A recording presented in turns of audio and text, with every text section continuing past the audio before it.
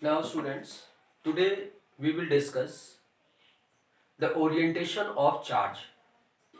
In the last class we have discussed property of charges and how many types of charges. Okay, first of all we have to understood how the charge orient from one body to another body. For example, in a earlier life means आप बहुत पहले ये जानते होंगे कि charge हमने बचपन में एक प्रैक्टिकल किया होगा कि अगर हम किसी इंसुलेटिंग बॉडी को सर के ऊपर अपने रगड़ते हैं तो उसके ऊपर क्या होता है, कोई ऐसा चीज होता था। जैसे मान लीजिए मैंने एक पेन ले लिया, इस पेन को मैंने अपने सर पे रगड़ा बहुत तेजी से और फिर छोटे छोटे कागज के टुकड़ों के पास जब हम लेकर जाते हैं तो ये इसको क्या कर देता है, अट्रैक्ट कर देता है। तो हमको ये समझ में आ जाता है कि इसके ऊपर हमने चार्ज को डेवलप कर लिया। नहीं, ऐसा नहीं है। हमने चार्ज को जरूर डेवलप किया लेकिन हमने उसमें चार्ज को बनाया नहीं, हमने चार्ज को ओरिएंट किया है।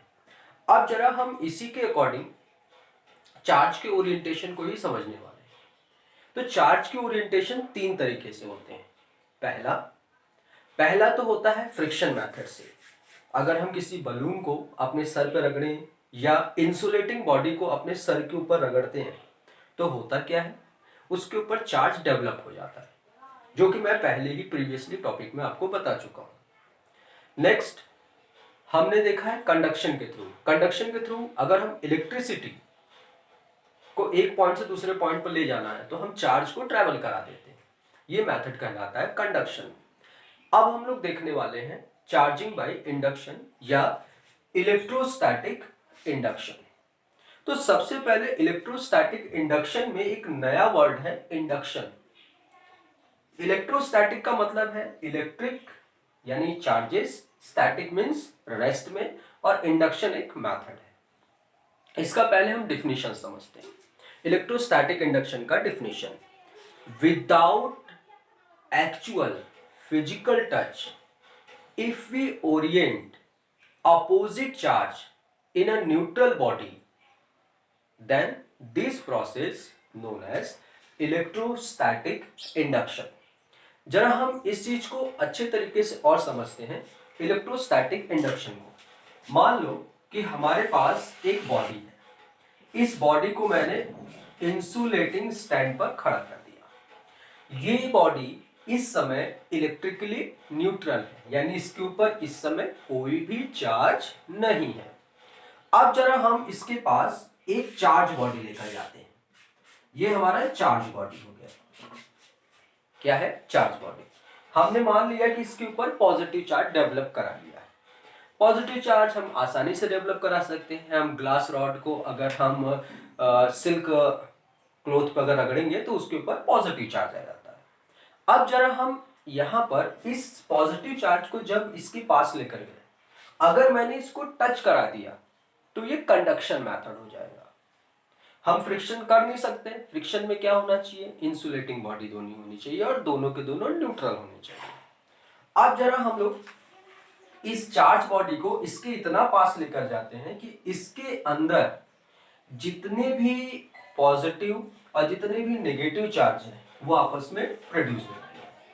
तो होगा क्या कि पॉजिटिव चार्ज इसके अंदर के नेगेटिव चार्ज को अपने पास खींचेगा और इसके अंदर का जो पॉजिटिव चार्ज है इस पॉजिटिव चार्ज बॉडी से रिपेल होगा, ये दूर इससे जाने की कोशिश करेगा। अब हम क्या करते हैं, इस बॉडी को हम ऐसे ही कनेक्ट करते हैं।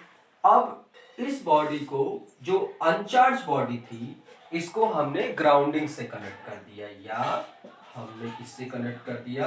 अर्थिंग से। तो होगा क्या? ग्राउंडिंग एक्चुअल में अर्थ हमारा कंडक्टर होता है। हम जैसा चार्ज देंगे वो उस चार्ज को एब्सॉर्ब कर लेगा। क्यों? क्योंकि उसके अंदर बहुत सारे अपोजिट चार्ज प्रोड्यूस होते हैं। तो होगा क्या कि ये सारे के सारे पॉजिटिव चार्ज इस अर्थिंग के अकॉर्डिंग न्यूट्रल हो जाएंगे। अब सेकेंड प्रोसेस में क्या होगा जब मैं ग्राउंडिंग और इस चार्ज बॉडी दोनों को हटा दूंगा तो अब इस अनचार्ज बॉडी पर अब नेगेटिव चार्ज डेवलप हुआ।